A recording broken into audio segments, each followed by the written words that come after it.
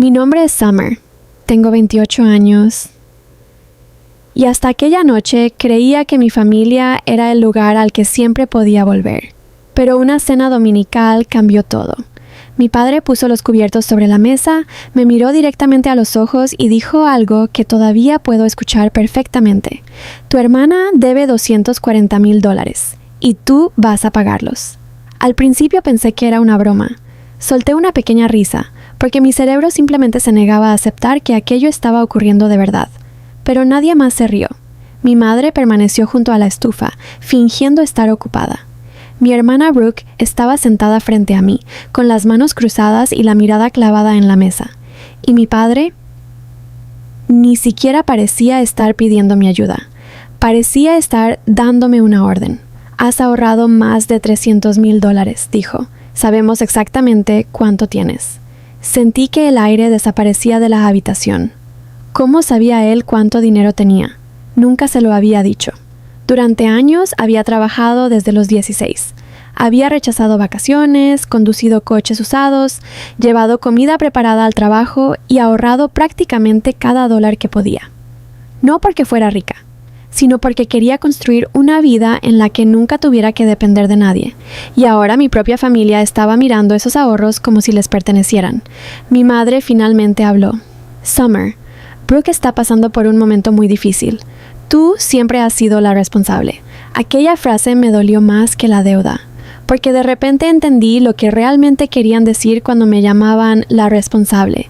No significaba que me admiraran. Significaba que confiaban en que yo siempre diría que sí. Entonces mi padre se inclinó hacia adelante. Paga la deuda de tu hermana o dejarás de ser mi hija. La habitación quedó completamente en silencio.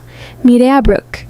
Por un segundo vi algo parecido a la culpa en sus ojos, pero desapareció rápidamente. Y en ese instante comprendí que aquella deuda no era el verdadero problema. El verdadero problema era que mi familia llevaba años creyendo que mis sacrificios eran de todos. Así que respiré profundamente, cogí mis llaves y respondí con solo 4 palabras. Entonces, no lo soy. Me levanté de la mesa y salí, sin gritar, sin llorar, sin explicar nada. Pero mientras conducía los 40 minutos de regreso a casa, tomé una decisión que ninguno de ellos esperaba. No iba a pagar los $240,000. No iba a suplicar que me aceptaran. Y, sobre todo, no iba a seguir siendo su red de seguridad. Les daría exactamente 7 días. 7 días sin llamadas. 7 días sin explicaciones. 7 días para descubrir qué habían hecho realmente cuando me obligaron a elegir entre mi dinero y mi familia. Y lo que ocurrió durante esos 7 días cambió mi vida para siempre. El lunes fui al banco. El martes hablé con un abogado. El miércoles descubrí algo sobre mi propia familia que nunca había querido aceptar. Y el domingo, exactamente 7 días después de aquella cena, escuché 3 golpes en mi puerta. Cuando miré por la mirilla, estaban allí. Mi padre, mi madre, Brooke y 2 de mis tías, todos juntos, como si hubieran venido a negociar. Pero esta vez yo ya no era la hija que ellos conocían, porque durante aquellos 7 días había aprendido algo que tardé 28 años en entender. A veces, perder a una familia que solo te ama cuando eres útil es la primera vez que realmente empiezas a elegirte a ti misma. Mi nombre es Summer, tengo 28 años, y hay una cena dominical que dividió mi vida en 2 mitades, antes y después. Todo parecía normal. La mesa puesta, las velas encendidas, pero en el momento en que entré sentí algo pesado colgando en el aire. Mi padre se aclaró la garganta y me dijo rotundamente que mi hermana debía $240,000 y que yo los iba a pagar.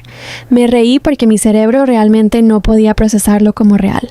Luego me miró a los ojos y me dijo que si no pagaba, ya no era su hija. Me levanté, recogí las llaves y salí. Lo que hice durante los siguientes 7 días es algo que ninguno de ellos esperaba. Si realmente amas y aprecias a tus padres, tómate solo un segundo para suscribirte a este canal. Significa mucho para nosotros. Y antes de irte, dime en los comentarios desde qué país estás mirando. Esa noche había conducido 40 minutos hasta la casa de mis padres, cazuela en el asiento trasero, teléfono en silencio como siempre lo hacía. Pero mi hermana Brooke, generalmente la ruidosa, la dramática, se sentaba con las manos cruzadas como una niña esperando ser castigada. Mi madre seguía ocupada en la estufa a pesar de que todo ya estaba cocido.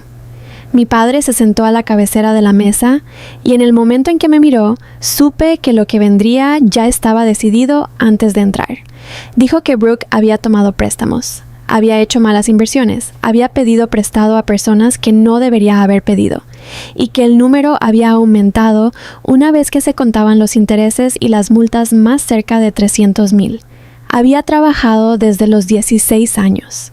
Me salté las vacaciones, manejé autos usados, comí almuerzos empacados en mi escritorio durante 6 años seguidos y tenía saved 310,000 ahorrados. De alguna manera, mi padre conocía esa cifra exacta. Cuando le pregunté cómo, no respondió. Él solo dijo que la familia me necesitaba y que esto era lo que hacía la familia. Mi madre agregó, casi ensayando, que Brooke estaba luchando y que yo siempre había sido la responsable, como si mi responsabilidad fuera un recurso al que tenían derecho. Entonces mi padre pronunció la frase que lo cambió todo. Págalo o ya no seré su hijo. La mesa se quedó completamente quieta.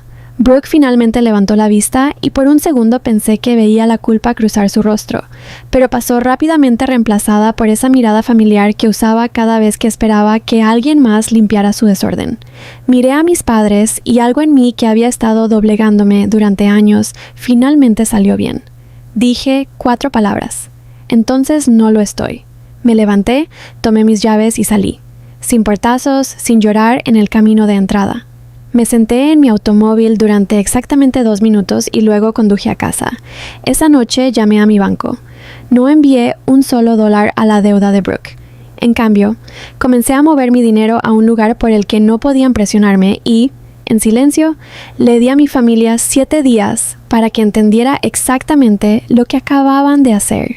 Esos 7 días fueron los más tranquilos de toda mi vida adulta, y lo digo de la manera más inquietante posible, sin llamadas de mi madre, sin mensajes de texto de Brooke, sin registro dominical de mi padre, que no se había perdido uno desde que me mudé a los 22.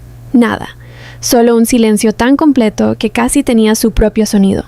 Y honestamente, ese silencio me dijo todo sobre en qué se habían construido esas relaciones. Usé bien el tiempo. El lunes conocí a un asesor financiero y reestructuré mis cuentas. El martes vi a un abogado solo para entender cuál era mi posición legal y la respuesta fue simple.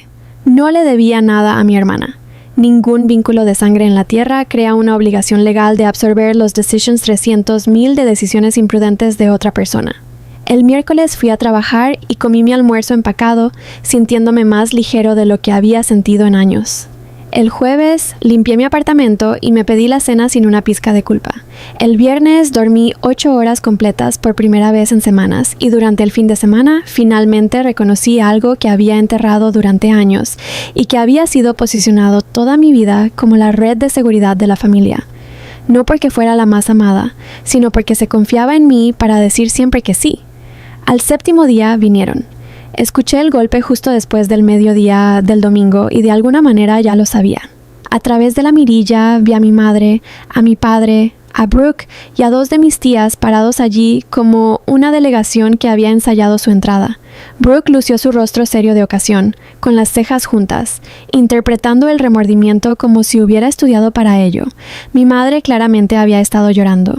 Mi padre se mantuvo un poco apartado, con los brazos cruzados, lo que me dijo que todavía creía que tenía la ventaja. Me quedé en esa puerta por un largo momento, pensando en la chica que solía acudir a ese hombre para pedirle consejo sobre todo, sobre cada cena dominical que nunca había perdido, cada cumpleaños, cada pequeño sacrificio que hacía porque pensaba que así era el amor. Parecía en una familia. Luego pensé en la forma en que me había mirado al otro lado de la mesa y me había dicho que no era una niña a menos que entregara los ahorros de mi vida por las decisiones de mi hermana. Abrí la puerta. Mi madre habló primero. Dijo que habían hablado, que solo querían sentarse y discutir las cosas con calma. Mi tía asintió como una corista. Brooke dice mi nombre con esa voz suave que usaba cuando quería algo. Mi padre aún no dijo nada, esperando a ver si los demás podían cerrar el trato antes de que él tuviera que suavizarse. Miré a cada uno de ellos y dije exactamente lo que había ensayado en mi cabeza durante 7 días. Ni enojado, ni lloroso. Demasiado tarde. Lo decía en serio en todos los sentidos. Demasiado tarde para fingir que el ultimátum nunca sucedió. Demasiado tarde para retroceder un rechazo como si fuera un comentario pasajero. Demasiado tarde para aparecer con voces suaves después de una semana de silencio y esperar que me retire como siempre lo había hecho. Les dije, sin crueldad, que los amaba, que siempre los amaría de la manera en que amas a las personas que te formaron, pero que no gastaría un solo dólar en la deuda de Brooke, y que no volvería a entablar ninguna relación que tratara mi seguridad financiera como un recurso familiar por el que votar. Mi padre dijo que estaba cometiendo un error del que me arrepentiría. Le dije que realmente esperaba que tuviera razón, porque eso significaría que todavía tenía algo de lo que valía la pena arrepentirme. Entonces les deseé lo mejor, retrocedí y cerré la puerta en silencio. Me quedé sola en mi pasillo esperando sentirme devastada. En cambio, sentí algo que no esperaba en absoluto, como dejar un peso que había cargado tanto tiempo que había dejado de darme cuenta de que estaba allí.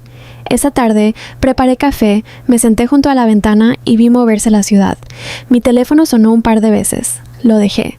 Algunas puertas, una vez que las cierras con total claridad y sin rabia, permanecen cerradas. No porque tengas frío, sino porque finalmente entiendes que vales lo suficiente como para dejar de reabrirlos para las personas que solo llaman cuando necesitan algo de ti.